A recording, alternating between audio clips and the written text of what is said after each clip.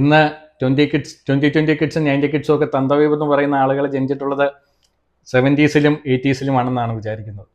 80s-ൻ്റെ ആദ്യകാലങ്ങളിൽ. അപ്പോൾ ആ സമയത്തുള്ള ചില അനുഭവങ്ങൾ അത് ഇന്നത്തെ കുട്ടികൾക്ക് ചിന്തിക്കാൻ പോലും പറ്റാത്ത രീതിയിലുള്ള കാര്യങ്ങളായിരുന്നു. ടിവികളൊന്നും ഇല്ലാത്ത വീട്, TV ഇല്ലാത്തത് കൊണ്ട് തന്നെ ക്രിക്കറ്റ് കളി കാണാൻ വേണ്ടിയിട്ട് ഏതെങ്കിലുമൊക്കെ അയൽ വീട്ടിൽ പോയി, ചിലപ്പം കിലോമീറ്ററുകൾക്ക് അപ്പുറത്തുള്ള വീടുകളിലൊക്കെ ആയിരിക്കും പോകുന്നത്.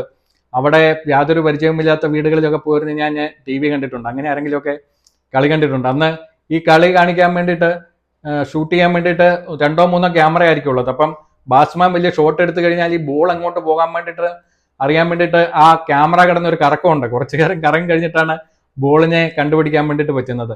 അങ്ങനെ ക്രിക്കറ്റ് കളി കണ്ടിട്ടുള്ളവരുണ്ടെങ്കിൽ ഒന്ന് കമൻറ്റ് ചെയ്യാം. പിന്നെ കമ്മ്യൂണിക്കേറ്റ് ചെയ്യാൻ വേണ്ടിയിട്ട് നമ്മൾ ഇല്ലൻഡിൽ കത്തെഴുതിയിട്ടുണ്ട്.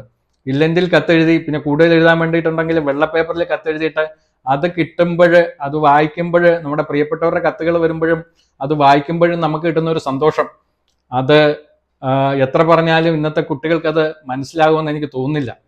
ഈ കമ്മ്യൂണിക്കേഷന് വേണ്ടിയിട്ട് ഇത്രയും സമയം. പിന്നെ ലാൻഡ് ഫോൺ ഉള്ള വീടുകൾ വളരെ അപൂർവമായിരുന്നു. എൻ്റെ വീട്ടിൻ്റെ അടുത്ത് ഒരു വീട്ടിൽ മാത്രമായിരുന്നു ഉണ്ടായിരുന്നത്.